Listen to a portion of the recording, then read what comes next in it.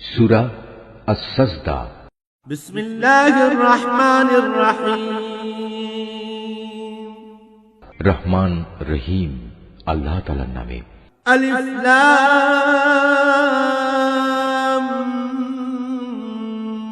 মিম। তানজিলুল কিতাবি লা রাইবা ফীহি মির রাব্বিল আলামিন। আলিফ লাম মিম। সৃষ্টিকুলের মালিক আল্লাহ তাআলার কাছ থেকেই এ কিতাবের অবতরণ, এতে বিন্দুমাত্র সন্দেহ নেই। আম ইয়াকুলুনা ইফতারাহ বাল হুয়াল হাক্কু মির রাব্বিকা লিতুনযিরা কওমান মা আতাহুম মিন নাযিরিন মিন ক্বাবলিকা লাআল্লাহুম ইয়াহতাদুন। তারা কি কথা বলতে চায় এই কিতাবটা সে ব্যক্তি রচনা করে নিয়েছে? না, বরং এ হচ্ছে তোমার মালিকের কাছ থেকে নাজিল করা একটি সত্য কিতাব। আমি এটা এই জন্য নাজিল করেছি যাতে করে এর দ্বারা তুমি এমন এক জাতিকে জাহান্নাম থেকে সাবধান করে দিতে পারো যাদের কাছে নিকট অতীতে তোমার আগে কোনো সতর্ককারী আসেনি। সম্ভবত তারা হেদায়েত লাভ করতে পারে। الله الذي خلق السماوات والأرض وما بينهما في 6 أيام ثم استوى على العرش ما لكم من دونه من ولي ولا شفيع أفلا تتذكرون। আল্লাহ তাআলা যিনি আকাশমালা, জমিন ও উভয়ের মাঝে অবস্থিত সব কিছু 6 দিনে সৃষ্টি করেছেন, অতঃপর তিনি আরশে সমাসীন হন। তিনি ছাড়া তোমাদের কোন অভিভাবক কিংবা সুপারিশকারী নেই। এরপরেও কি তোমরা বুঝতে পারছো না?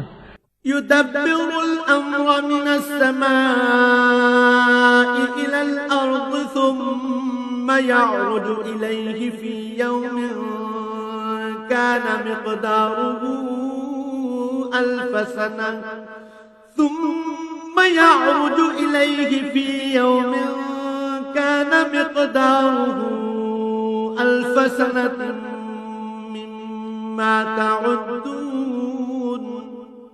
আসমান থেকে জমিন পর্যন্ত সবকিছু তিনিই পরিচালনা করেন। তারপর সবকিছু তিনি উপরের দিকে নিয়ে যাবেন এমন এক দিনে যার পরিণাম তোমাদের গণনায় 1000 বছর।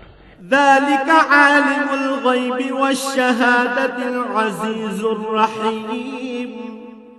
তিনি দৃশ্যমান ও অদৃশ্যের পরিজ্ঞাতা, পরাক্রমশালী ও পরম দয়ালু।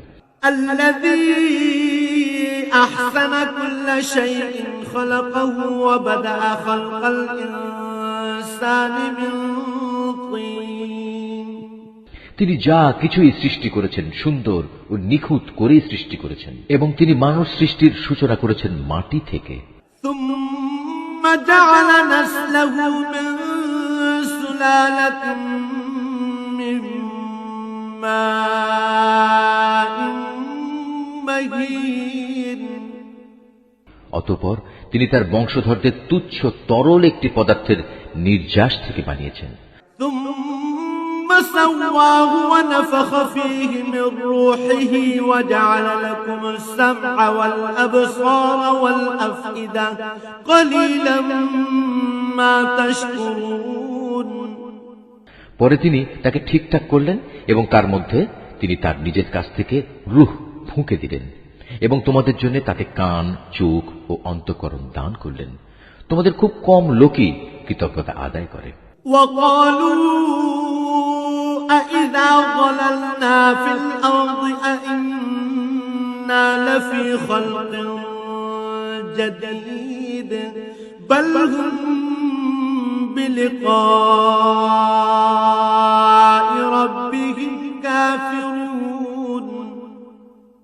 আল্লাহ তাআলাকে যারা অস্বীকার করে তারা বলে, আমরা মৃত্যুর পর যখন মাটিতে মিশে যাব তারপরও আমাদের আবার নতুন করে পয়দা করা হবে।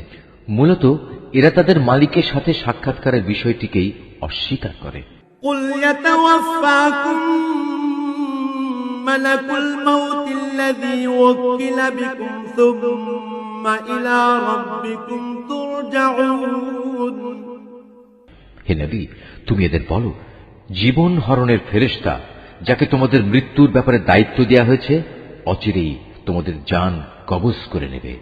অতঃপর তোমাদের সবাইকে মালিকের দরবারে ফিরিয়ে নেওয়া হবে। ولو ترى إذ المجرمون ناكسوا رؤوسهم عند ربهم ربنا أبصرنا وسمعنا فارجعنا نعمل صالحا إنا موقنون। হে নবী, যদি তুমি সেই দৃশ্য দেখতে যখন অপরাধীরা নিজেদের মালিকের সামনে মাথা নিচু করে দাঁড়িয়ে থাকবে এবং বলতে থাকবে, হে আমাদের মালিক, আমরা তো আজ সব কিছুই দেখলাম এবং তোমার সিদ্ধান্তের কথাও শুনলাম, অতএব তুমি আমাদের আর একবার দুনিয়ায় পাঠিয়ে দাও, আমরা ভালো কাজ করব, এখন আমাদের পূর্ণ বিশ্বাস অর্জিত হয়েছে। ولو شئنا لآتينا كل نفس هداها ولكن حق القول مني لأملأن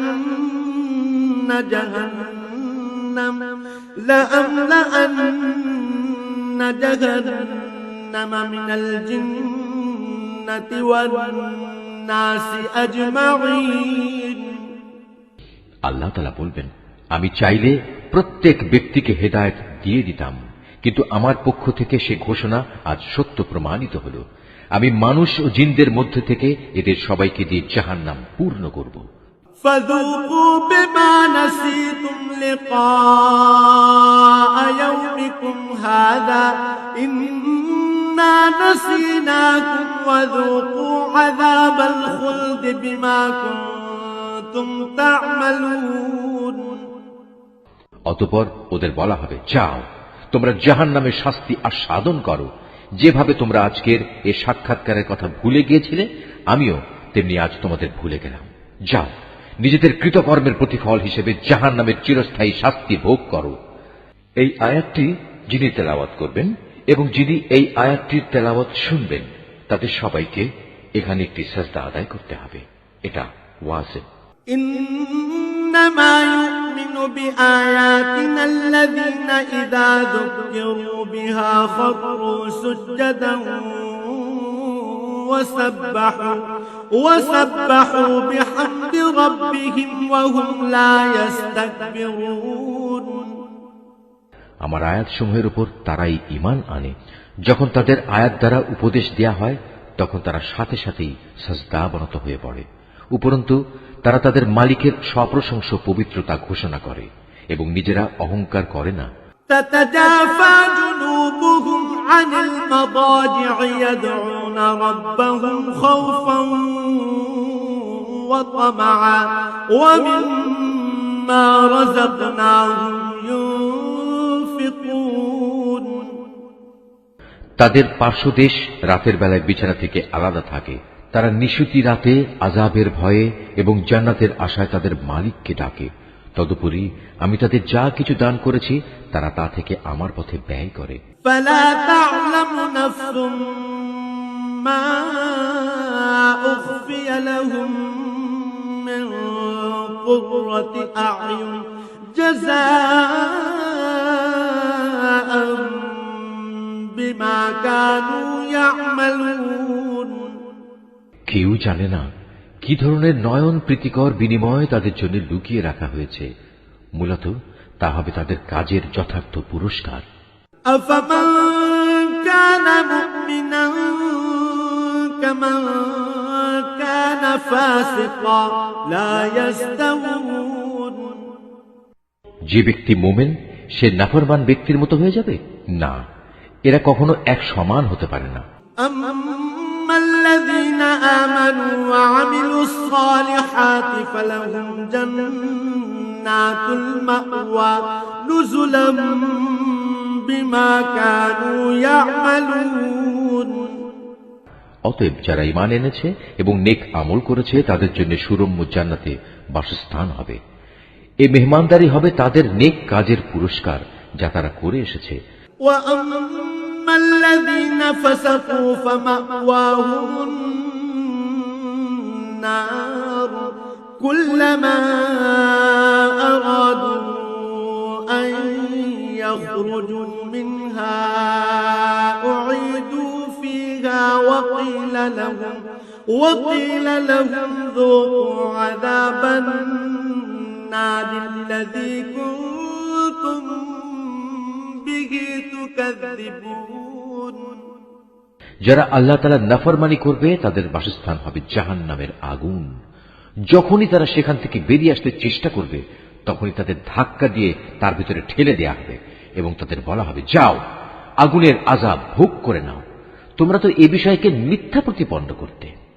وَلَنُذِيقَنَّهُم مِّنَ الْعَذَابِ الْأَدْنَىٰ دُونَ الْعَذَابِ الْأَكْبَرِ لَعَلَّهُمْ يَرْجِعُونَ। জাহান্নামের বড় আযাবের আগে আমি অবশ্যই তাদের দুনিয়ার ছোটখাটো আযাবও আস্বাদন করাবো, এই আশায় যে হয়তোবা এতে করে তারা আমার দিকে ফিরে আসবে।